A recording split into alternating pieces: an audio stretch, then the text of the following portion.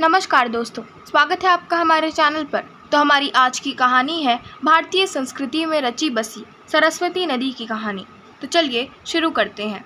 सरस्वती नदी प्राचीन समय से हमारे देश की प्रमुख नदी रही है। हालांकि कालांतर में इसकी उपस्थिति व अस्तित्व को लेकर कई प्रश्न उठे हैं, परंतु फिर भी पौराणिक आख्यानों व भूगर्भीय खोजों से सिद्ध हो चुका है कि सरस्वती नदी हमारे देश का प्रमुख हिस्सा रही है, जिसका हमारी सभ्यता के विकास में काफ़ी अहम योगदान रहा है।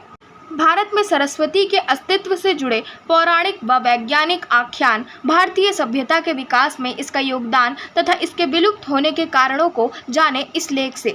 सरस्वती एक पौराणिक नदी है जिसकी चर्चा वेदों में भी है। ऋग्वेद में सरस्वती का अन्नवती तथा उदकवती के रूप में वर्णन आया है। यह नदी सर्वदा जल से भरी रहती थी और इसके किनारे अन्न की प्रचुर उत्पत्ति होती थी। कहते हैं यह नदी पंजाब में सिरमौर राज्य के पर्वतीय भाग से निकलकर अंबाला तथा कुरुक्षेत्र होती हुई करनाल जिला और पटियाला राज्य में प्रविष्ट होकर सिरसा जिले की दृष्टद्वती कांगार नदी में मिल गई थी। प्राचीन काल में इस सम्मिलित नदी के राजपुताना के अनेक स्थलों को जलसिक्त कर दिया गया था। यह भी कहा जाता है कि प्रयाग के निकट तक आकर यह गंगा तथा यमुना में मिलकर त्रिवेणी बन गई थी। कालांतर में यह इन सब स्थानों से तिरोहित हो गई। फिर भी लोगों की धारणा है कि प्रयाग में वह अब भी अंततः सलिला होकर बहती है। मनु संहिता से स्पष्ट है कि सरस्वती और दृष्टद्वती के बीच का भूभाग ही ब्रह्मावर्त कहलाता था। सरस्वती नदी पौराणिक हिंदू ग्रंथों तथा ऋग्वेद में वर्णित मुख्य नदियों में से एक है। ऋग्वेद के नदी सूक्त के एक मंत्र में सरस्वती नदी को यमुना के पूर्व और सतलुज के पश्चिम में बहती हुई बताया गया है। उत्तर वैदिक ग्रंथों जैसे तांडय और जैमिनीय ब्राह्मण में सरस्वती नदी को मरुस्थल में सूखा हुआ बताया गया है। महाभारत में भी सरस्वती नदी के मरुस्थल में विनाशन नामक जगह पर विलुप्त होने का वर्णन आता है। महाभारत, वायु पुराण आदि में सरस्वती के विभिन्न पुत्रों के नाम और उनसे जुड़े मिथक प्राप्त होते हैं। महाभारत के शल्य पर्व, शांति पर्व या वायु पुराण में सरस्वती नदी और दधीचि ऋषि के पुत्र संबंधी मिथक थोड़े थोड़े अंतरों से मिलते हैं। उन्हें संस्कृत महाकवि बाणभट्ट ने अपने ग्रंथ हर्षचरित में विस्तार दे दिया है।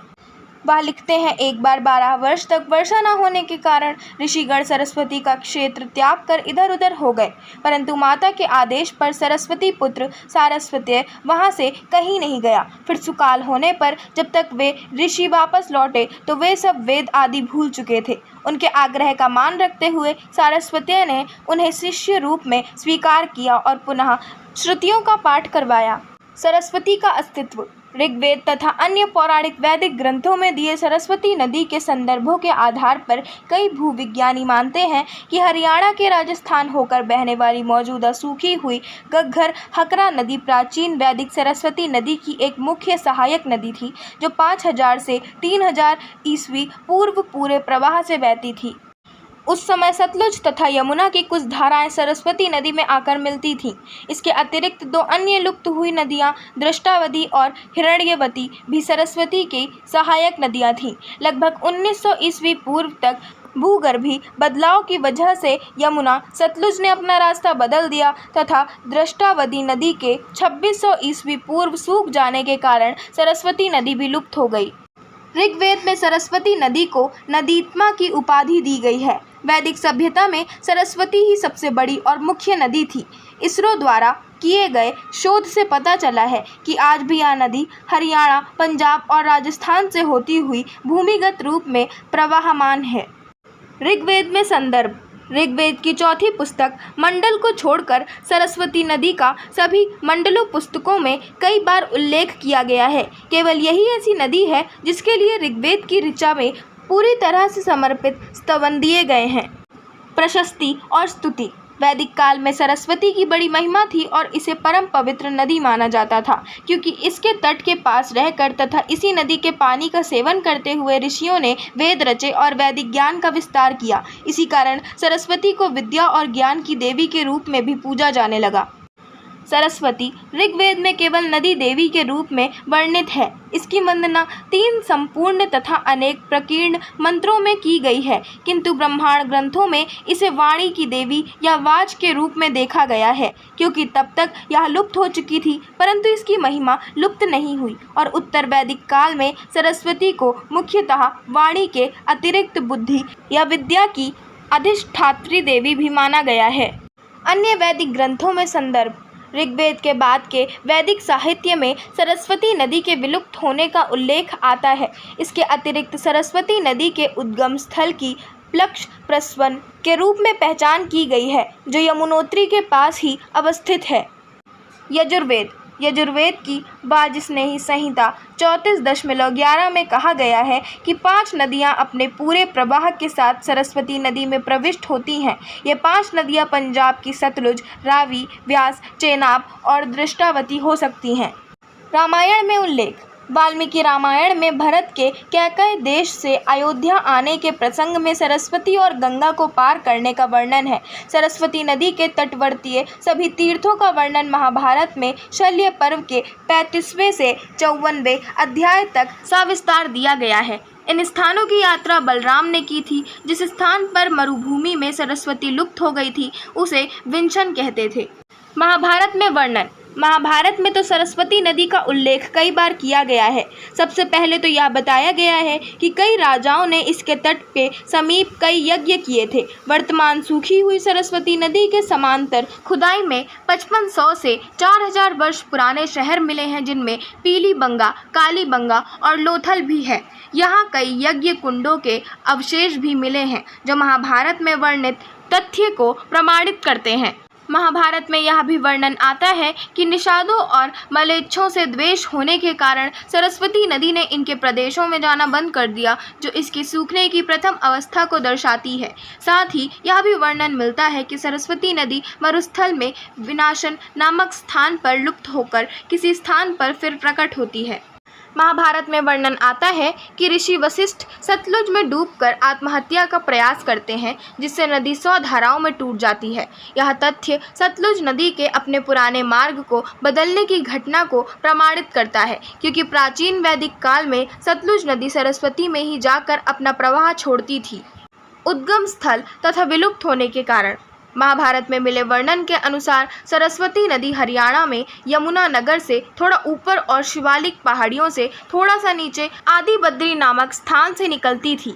आज भी लोग इस स्थान को तीर्थ स्थल के रूप में मानते हैं और वहां जाते हैं, किंतु आज आदि बद्री नामक स्थान से बहने वाली नदी बहुत दूर तक नहीं जाती। एक पतली धारा की तरह जगह जगह दिखाई देने वाली इस नदी को ही लोग सरस्वती कह देते हैं।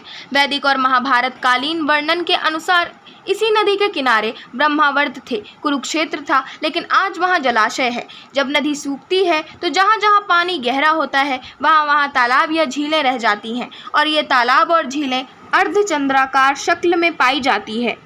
आज भी कुरुक्षेत्र में ब्रह्म सरोवर या पेहवा में इस प्रकार के अर्धचंद्राकार सरोवर देखने को मिलते हैं, लेकिन ये भी सूख गए हैं। लेकिन ये सरोवर प्रमाण है कि उस स्थान पर कभी कोई विशाल नदी बहती रही थी और उसके सूखने के बाद वहाँ विशाल झीलें बन गई।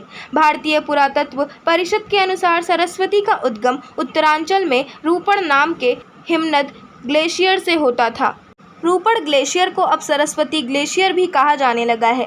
नैतवार में आकर यहाँ हिमनद जल में परिवर्तित हो जाता था, फिर जलधार के रूप में आदि बद्री तक सरस्वती बहकर आती थी और आगे चली जाती थी। वैज्ञानिक और भूगर्भीय खोजों से पता चला है कि किसी समय इस क्षेत्र में भीषण भूकंप आए, जिसके कारण जमीन के नीचे के पहाड़ ऊपर उठ गए और सरस्वती नदी का जल पीछे की ओर चला गया।